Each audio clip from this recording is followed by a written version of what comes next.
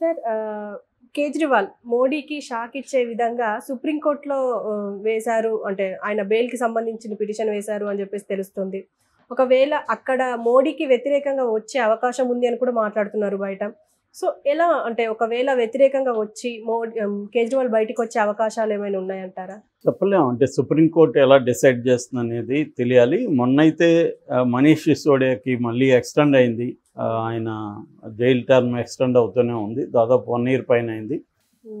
కానీ కేజ్రీవాల్ ఇది మోర్ కాంప్లెక్స్గా ఉంది. ఎందుకంటే ఇండియా వైడ్ కానీ వరల్డ్ వైడ్ కూడా కేజ్రీవాల్ని అరెస్ట్ చేయడం పట్ల తీవ్ర వ్యతిరేకత అయితే వచ్చింది. ఎందుకంటే క్లియర్గా ఇంత అర్జెంటుగా కేజ్రీవాల్ని అరెస్ట్ చేయాలన్న పరిస్థితి లేదు. నిజంగా అతను కుంభకోణానికి పాల్పడి ఉన్నాడని నమ్మినా కూడా కావాలని ఇన్ని రోజులు ఆగి ఎలక్షన్ టైంలోనే అతను అరెస్ట్ చేస్తున్నారంటే క్లియర్గా మోడీ భయపడుతున్నాడని అర్థమవుతుంది. ఈ మధ్యకాలంలో బీజేపీ స్టాండ్ కానీ బీజేపీ ముస్లింలకు వ్యతిరేకంగా మాట్లాడే తీరుగాని చూస్తే ఒక అభద్రతా భావం బీజేపీలో కనిపిస్తుంది. అదే నేషనల్ వైడ్గా కూడా బీజేపీని డీప్గా స్టడీ చేస్తున్న అనేక మంది వివిధ వర్గాల వివిధ రంగాల మేధావులు కూడా అదే విశ్లేషిస్తున్నారు. అంటే మోడీలో ఒక తెలియని భయం అయితే పెరిగింది, వ్యతిరేకత అనేక వర్గాల్లో ఉంది. ఇది ఎక్కడికి దారి తీస్తున్న భయం ఉంది. అందుకని హిందూ మతం మీదనే ఈసారి నమ్ముకున్నాడు. అంటే నిజానికి ఎకనామిక్ ఇష్యూస్, ప్రజల జీవన ప్రమాణాలు, ఆర్థిక భద్రత, తర్వాత ఉద్యోగాలు, తర్వాత సంక్షేమ పథకాలు, వాళ్ళు చెప్తున్న వికసిత భారత్ ఏదైతే ఉందో వికసిత భారత్లో ప్రధానంగా ఏంటంటే ఇంక్లూజివ్ ఎకనామిక్ గ్రోత్. ఇప్పటి వరకు ఆర్థిక అభివృద్ధిలో భాగం కాని సెక్షన్లన్నింటినీ భాగం చేయడం, అది ఒక లక్ష్యం. అట్లాగే ఎకనామిక్ డెవలప్మెంట్ ఆఫ్ ఇండియా, ఇప్పటి వరకు ప్రపంచంలో తీసుకుంటే ఇండియా 5వ ప్లేస్లో ఉంది ఆర్థిక వ్యవస్థలో. దీన్ని 3వ ప్లేస్కి ఇంకొక 5 ఏళ్లలో తీసుకురావాలనేది ఒక టార్గెట్. అంటే ప్రపంచంలో ఆల్రెడీ 3-4 ప్లేస్లో ఉన్న జపాన్ అండ్ జర్మనీ క్రైసిస్లోకి వెళ్తున్నాయి కాబట్టి మనం 3వ ప్లేస్కి వచ్చే అవకాశాలు కూడా లేకపోలేదు. సో అదొకటి. ఇంకొక పాయింట్ ఏంటంటే ఇన్ఫ్రాస్ట్రక్చర్ని ఇంకా బాగా అభివృద్ధి చేయడం. రోడ్లు వరకు కొంతవరకు చేయగలిగారు కానీ సరిపోవట్లేదు. అట్లాగే రైల్వేలను పెద్ద ఎత్తున ఆధునీకరించాలి. అట్లాగే వాటర్ వేస్ని పెంచాలి. ఇటువంటి ఇన్ఫ్రాస్ట్రక్చర్ డెవలప్మెంట్ అనేది పెద్ద ఎత్తున చేయాలి. ఇవన్నీ ఏంటంటే 2047కి టార్గెట్ పెట్టుకున్నారు. అప్పటికి మనకి స్వాతంత్రం వచ్చి 100 ఏళ్ళు అవుతుంది. సో 100 ఏళ్లలో ఏమేమి అభివృద్ధి ఉందని చెప్పడానికి, మేజర్ అభివృద్ధి అంతా కూడా బీజేపీ హయాంలో జరిగిందని చెప్పుకోవడానికి కూడా వీళ్ళు ఒక ప్లాన్ వేసుకున్నారు. సో ఈ ప్రజల ఆర్థిక కావచ్చు, సామాజిక కావచ్చు, ఓవరాల్గా ప్రజల ప్రమాణాలను పెంచడం. అట్లాగే యాస్పిరేషనల్ ఇండియా అంటారు. అంటే యూత్, మన దేశంలో యూత్ దాదాపు 50 కోట్ల మందికి పైన ఉన్నారు. సో వీళ్ళ కళల్ని నెరవేర్చడం. ఎందుకంటే అన్ఎంప్లాయ్మెంట్ రేట్ విపరీతంగా ఇండియాలో చాలా ఎక్కువ ఉందన్నమాట. సో దీన్ని ఎలా తగ్గించాలి, ఈ యాస్పిరేషనల్ ఇండియా అంటే యూత్ని ఎలా అడ్రస్ చేయాలి, వాళ్ళ ఇష్యూస్ని ఎట్లా పరిష్కరించాలి. మేజర్ ప్రాబ్లం ఏంటంటే స్కిల్ ట్రైనింగ్ లేకపోవడం. మనకి అన్ఎంప్లాయబుల్ యూత్ ఎక్కువైపోతున్నారు. అంటే ఫర్ ఎగ్జాంపుల్ సంవత్సరానికి 15 లక్షల మంది ఇంజనీరింగ్ గ్రాడ్యుయేట్స్ తయారవుతుంటే అందులో 50% దాదాపు 7-8 లక్షల మంది అన్ఎంప్లాయబుల్. అంటే వాళ్ళకి ఉద్యోగాలు వచ్చే పరిస్థితి లేదు. ఎందుకంటే వాళ్ళ స్కిల్ సెట్ సరిపోదన్నమాట. సో మొన్న ఒక స్టడీ ప్రకారం ఇంటర్నేషనల్ ఆస్ట్రేలియా లాంటి దేశాల స్టాండర్డ్, జర్మనీ, ఆస్ట్రేలియా చూసుకుంటే స్కిల్డ్ ట్రైనింగ్లో మన దేశం 147 ఏళ్ళు వెనక్కి ఉందంటారు. అంటే ఎవడికి ఏం పని రాదు. ప్లంబర్ అంటాడు, ఇంటికి వస్తాడు, వాడికి ప్లంబింగ్ రాదు. ఎలక్ట్రీషియన్ అంటాడు, ఎలక్ట్రీషియన్ రాదు. పెయింటర్ అంటాడు, పెయింటింగ్, ఏ వర్క్ ఎవడికి రాని వాళ్ళే తిరుగుతున్నారు మొత్తం వాళ్ళు. సో అంటే ఏంటి, ప్రాపర్ ట్రైనింగ్ లేదు. యూత్ ఉన్నారు కానీ యూత్కి ప్రాపర్ ట్రైనింగ్ లేదు. మనకి ఇప్పటికి కూడా అబద్ధాలు చెప్పి వీళ్ళు అబద్ధాల హామీలు ఇచ్చి నిరుద్యోగులకి మేము ఉద్యోగాలు ఇస్తాం, గవర్నమెంట్ ఉద్యోగాల మీద భ్రమ కలిగిస్తున్నారు తప్ప ఆయా రంగాల్లో వాళ్ళకి ట్రైనింగ్ ఇవ్వడం అనేది లేదు. నేను ఆ మధ్య ఒక ఎన్జిఓ తరఫున మధ్యప్రదేశ్ వెళ్తే అక్కడ ట్రైబల్స్ విపరీతంగా ఉన్నాయి. అక్కడ ట్రైబల్ డిస్ట్రిక్ట్స్ చాలా ఉన్నాయన్నమాట. ఆ ట్రైబల్ డిస్ట్రిక్ట్లో ఎడ్యుకేషన్ తక్కువ ఉంటుంది. 10th వరకు చదివిన వాళ్ళు చాలా తక్కువ ఉంటారు. అట్లాంటి వాళ్ళకి ఎక్కువగా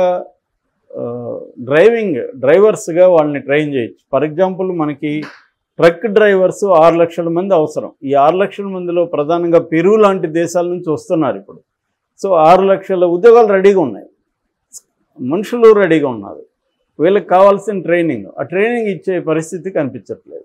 సో వీళ్ళకి కానీ proper big truck driving training కానీ ఇవ్వగలిగి ఇచ్చి కరెక్ట్గా చేస్తే ఈ ట్రైబల్ పాపులేషన్లో చాలామందికి ఉద్యోగాలు వస్తాయి. ఇది ఒక ఎగ్జాంపుల్ చెప్తాను. ఇలాగ అనేక సెక్టర్స్ ఉన్నాయి మనకి. సో దీని మీద ఫోకస్ చేయాల్సి ఉంది. సో ఇదంతా కూడా చేయట్లేదు.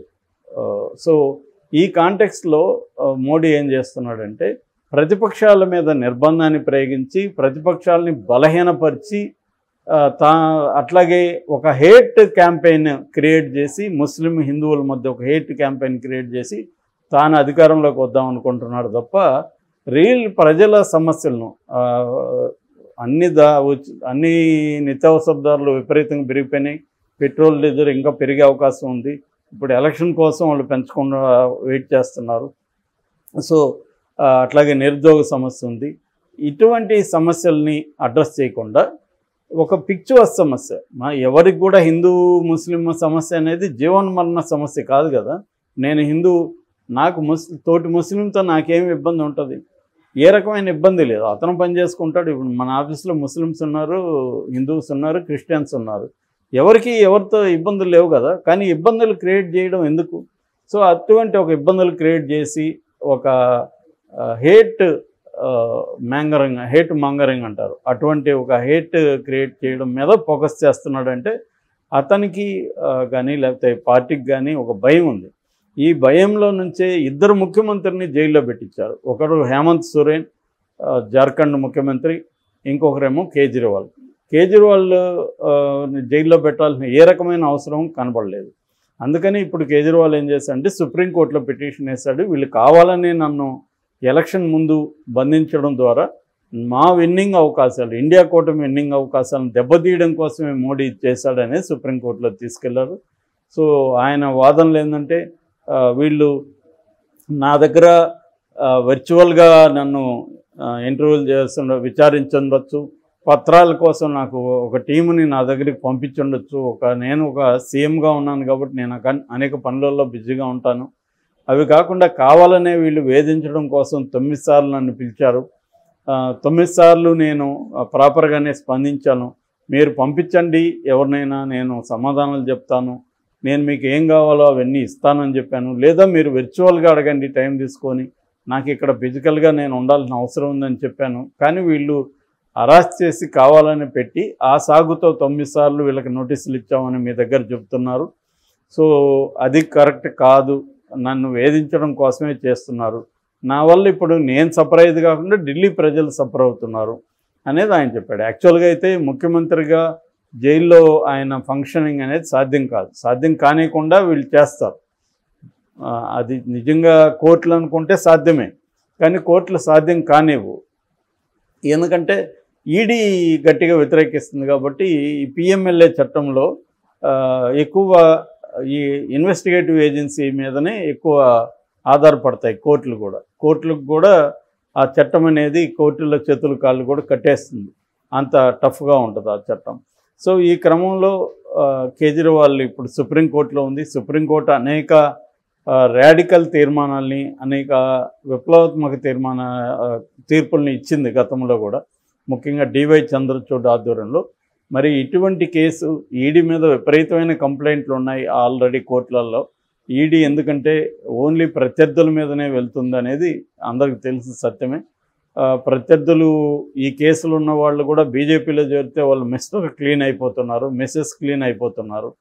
సో ఈ కాంటెక్స్ట్లో కోర్టు కేజ్రీవాల్ తరఫున కానీ ఆదేశాలు ఇచ్చి అతన్ని విడుదల చేయమంటే మాత్రం ఎలక్షన్ ముందు అది పెద్ద ఇష్యూ అవుతుంది. బీజేపీకి ఆ రకంగా మోడీకి పెద్ద షాక్ అవుతుంది.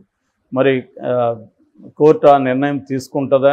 ఎలక్షన్ ముందు అటువంటి నిర్ణయం తీసుకుంటే మాత్రం ప్రపంచంలోనే ఇది ఒక పెద్ద వార్త అవుతుంది. ఎందుకంటే ప్రపంచం అంతా కూడా గమనిస్తూ ఉంది ఈ ఎన్నికల్ని. ఇది అతిపెద్ద ప్రజాస్వామిక ఎన్నికలు. దాదాపు 40 దేశాల్లో ఇప్పుడు ఎన్నికలు జరుగుతున్నాయి.